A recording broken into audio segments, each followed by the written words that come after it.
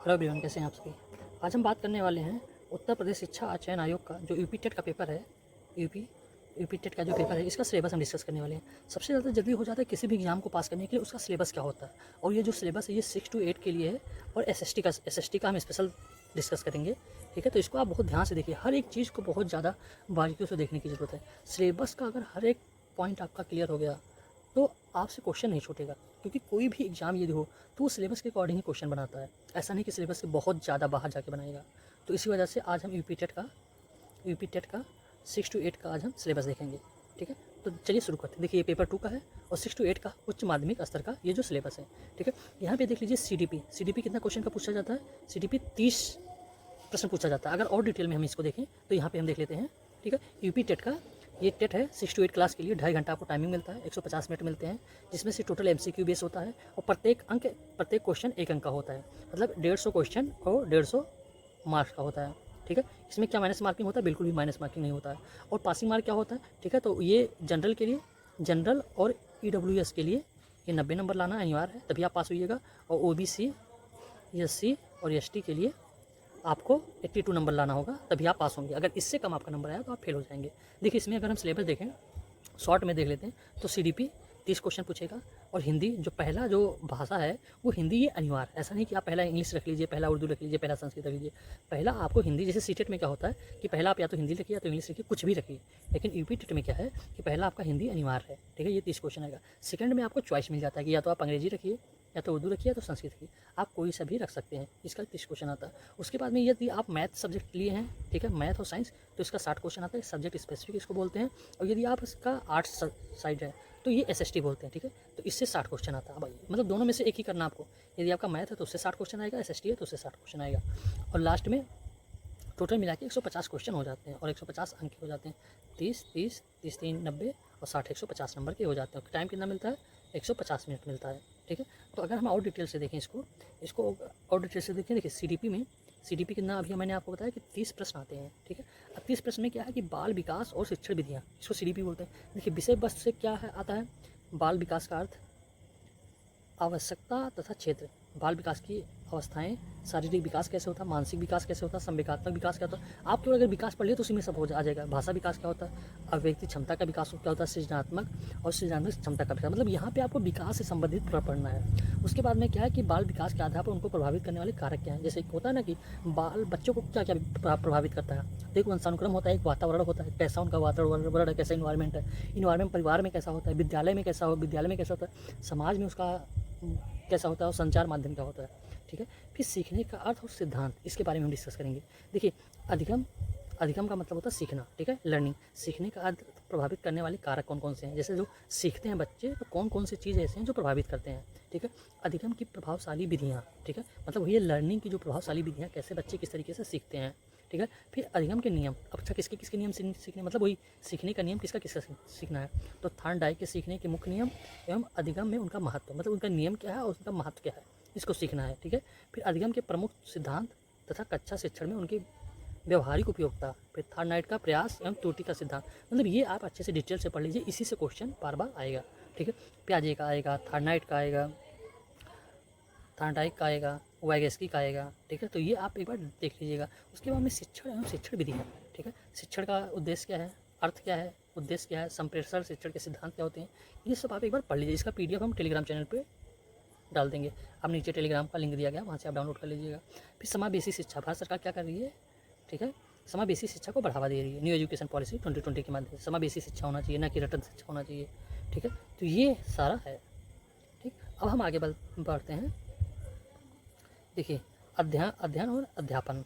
ठीक है, बालक किस प्रकार सोचते हैं, सीखते हैं, बालक विद्यालय प्रदर्शन में सफलता प्राप्त करने में कैसे और क्यों असफल हो जाते हैं, मतलब सफलता कैसे प्राप्त करते हैं और असफल क्यों कहलाते हैं, इन सब के बारे में भी आपको पढ़ना है। जैसे जब आप टीचर बन जाएंगे तो बच्चों को पढ़ाएंगे ना, तो आपके अंदर कौन सी क्वालिटी होनी चाहिए। ठीक है, प्रेरणा, अधिगम में क्या अंतर है, अधिगम में योगदान देने वाले निजी और पर्यावरणीय क्या चीज़ है। देखिए, जो मैंने भी आपसे कहा था कि हिंदी जो है, हिंदी पहला अनिवार्य, इसको सबको करना है। ठीक है, जबकि सीटेट में होता था आप चूज कर सकते थे, पहला भी दूसरा भी, लेकिन इसमें चूज नहीं करना, इसमें हिंदी अनिवार्य है। ठीक है, तो इसमें विषय वस्तु में क्या जाएगा, आपतित अनुच्छेद। ठीक है, संज्ञा सर्वनाम, विशेषण क्रिया के भेद, वाच्य हो गया, कौन कौन सा कृतवाच्य, कर्मवाच्य, भाववाच्य, हिंदी व्याकरण की समझ, ध्वनियाँ, वर्णमाला जिसको कहते हैं, वर्णक्रम, पर्यायवाची, विपरार्थ, विपतार्थ, मतलब वही जो क्या बोलते हैं विलोम शब्द, अनेकार्थ, समानार्थी शब्द, अव्यय के भेद, ठीक है, ये सब इसमें पूछे जाएंगे। इसको आप देखिए, ये सारा टॉपिक यूट्यूब से आप कहीं से भी कर लीजिएगा, 5 से 10 दिन में ये आपका कंप्लीट हो जाएगा। और ज़्यादा नहीं, 3-3 घंटा आप दे दीजिएगा तो ठीक है। फिर यही हो जाता है कि मतलब लास्ट में आ जाता है कि भाषा विकास का अध्यापन, मतलब अध्यापन आपको कैसे करना है। आप अध्यापक है तो आप अधिगम अर्जन, भाषा अध्ययन के सिद्धांत, मतलब यही सब आपको बताना है। ये हर में 2-3 नंबर का पूछ लेता है, ठीक है। सेकेंड हो जाता है इंग्लिश। अगर आपने इंग्लिश चूज़ किया तो इंग्लिश पूछा जाएगा, ठीक है। यदि आपने उर्दू चूज़ किया तो उर्दू पूछा जाएगा, और संस्कृत है तो संस्कृत पूछा जाएगा। अब आप में से अगर संस्कृत है तो ये पूछा जाएगा संधि, अव्यय, समास, लिंग, उपसर्ग, पर्यायवाची, विलोम, कारक, अलंकार, प्रत्यय, वाच्य, मतलब ये संस्कृत में पूछा जाएगा। तो है वही सब है, इसमें कुछ नया नहीं है, ठीक है। तो ये आप फिर वही भाषा विकास का अध्ययन, अधिगम और अर्जन, भाषा अध्यापन का सिद्धांत, मतलब यही सब पूछा जाता है। अब देखिए यहाँ से आ जाते हैं गणित और विज्ञान। गणित में क्या पूछा जाएगा, देखिए विषय वस्तु में प्राकृतिक संख्या, पूर्ण संख्या, परिमेय संख्याएं, पूर्णांक, कोष्ठक, एलसीएम, एचसीएफ, वर्गमूल, घनमूल, सब समीकरण, ठीक है। बीज गणित हो गया, ठीक है। युग्मक समीकरण हो गया, वृत्त चक्रीय, वृत्त की, मतलब सब वही सब पूछा गया जो आप 6 to 8 10 तक पढ़े हैं, ठीक है। विज्ञान में पूछा क्या जाएगा, दैनिक जीवन में विज्ञान का उपयोग क्या हो गया, ठीक है। जंतु की संरचना एवं कार्य हो गया, सूक्ष्म जीव हो गया, कोशिका के अंग तंत्र हो गई, ठीक है। पौधों में पोषण, जीवों में शोषण उत्सर्जन, लाभदायक जंतु, मापन, विद्युत धारा, चुंबकीय गति, यही सब पूछा जाएगा। इसमें कुछ और ज़्यादा एक्स्ट्रा नहीं पूछा जाएगा। ये आप सिलेबस को अच्छे से देख लीजिएगा। अब नेक्स्ट हम आ जाते हैं, नेक्स्ट देख लीजिए कि अध्यापन संबंधी मुद्दे। फिर वही आ जाता है कि विज्ञान की प्रकृति क्या है, संरचना क्या है, प्राकृतिक विज्ञान, लक्ष्य और उद्देश्य, विज्ञान को समझना, उनकी सराहना करना, ठीक है। अब हम आ जाते हैं एसएसटी। एसएसटी में देखिए बहुत ध्यान से इसको करने की बात है। क्या होता है कि अगर हम सीटेट का एग्जाम देते हैं, जब हम सीटेट का एग्जाम देते हैं तो इसमें केवल 3 सब्जेक्ट से पूछा जाता है, इतिहास, नागरिक शास्त्र और भूगोल। इसी से क्वेश्चन आते हैं, 60 क्वेश्चन आते हैं। जबकि इसमें क्या होता है, यूपी टेट में बहुत समझने वाली बात है। यूपी टेट में क्या होता है कि इससे 45 से 50 क्वेश्चन आते हैं। अब दिमाग में आएगा ये बताइए 15 से 20 क्वेश्चन सर कहाँ से आते हैं, तो इसको भी मैं बता रहा हूँ। देखिए इतिहास का ये सिलेबस है, ठीक है। इतिहास जानने के स्रोत, ठीक है। 6वीं शताब्दी ईसा पूर्व का भारत के प्रारंभिक राज्य, ठीक है। ये सब बहुत ध्यान से देखिए, ये सारा टॉपिक है, इसको आपको पढ़ना है कम्प्लीटली। यहाँ से आ जाएंगे 10 से 12 क्वेश्चन, 10 से 15 क्वेश्चन यहाँ से आ जाएंगे, ठीक है। 10 से 12 आ जाएंगे पॉलिटी। पॉलिटी मतलब क्या, हम और हमारा समाज, ग्रामीण और नगरीय समाज व रहन सहन, ग्रामीण और नगरीय स्वशासन, जिला प्रशासन, हमारा संविधान, यातायात सुरक्षा, यही सब पूछता है। अब भूगोल में क्या हो जाएगा, सौरमंडल में पृथ्वी ग्लोब, पृथ्वी पर स्थानों का निर्धारण, पृथ्वी की गतियाँ, यही से पूछ, इसको भी आप देख लीजिए। अब देखिए जो एक्स्ट्रा और आता है क्या आता है, पर्यावरण से संबंधित कुछ क्वेश्चन आ जाते हैं। 2 से 3 क्वेश्चन पर्यावरण से आते हैं, ठीक है। गृह शिल्प, गृह विज्ञान, गृह विज्ञान में क्या आता है, स्वच्छता आ जाता है, पोषण हो जाता है, रोग हो जाता है, उनसे बचने के उपाय, प्राथमिक उपचार क्या होता है, खाद्य पदार्थों का संरक्षण, प्रदूषण, इनसे 2 से 3 क्वेश्चन आते हैं। और एक और आता है शारीरिक शिक्षा और खेल से क्वेश्चन आ जाते हैं, कुछ क्वेश्चन यहाँ से आ जाते हैं। तो 2 से 3 क्वेश्चन यहाँ से आते हैं, और संगीत से भी 2 से 3 क्वेश्चन आ जाते हैं। तो इन सभी टॉपिक से 2 से 3, किसी में 1-2, यहाँ से 1-2 क्वेश्चन आ जाते हैं, ठीक है। तो इन सभी से मैं सिलेबस डाल दूंगा, आप इसको देख लीजिएगा, 1 से 2 क्वेश्चन यहाँ से आ जाते हैं। तो जो टॉपिक है यहीं से आपका आने वाला है, ठीक है। तो इसको क्या करना है, आपको डिटेल्स में अच्छे से पढ़ लेना है, ठीक है। बहुत ब्रॉड सब्जेक्ट नहीं है, इसको आप, मैं आपको बता दूँ डिटेल में कि इसको आप क्या कर सकते हैं कि इसको आप 30 दिन में आप 120 प्लस नंबर ला सकते हैं। कोई हार्ड नहीं है। वही ये होता है कि कोई बच्चे होते हैं जो यूपी टेट का बहुत दिन से तैयारी करते हैं, ठीक है, फिर भी फेल हो जाते हैं। जब आप स्ट्रेटेजिक तरीके से सिलेबस के अकॉर्डिंग तैयारी कीजिएगा तो बहुत आसानी से आपका हो जाएगा। इससे रिलेटेड बहुत सारा वीडियो हम लाने वाले हैं, खासकर एसएसटी को लेकर।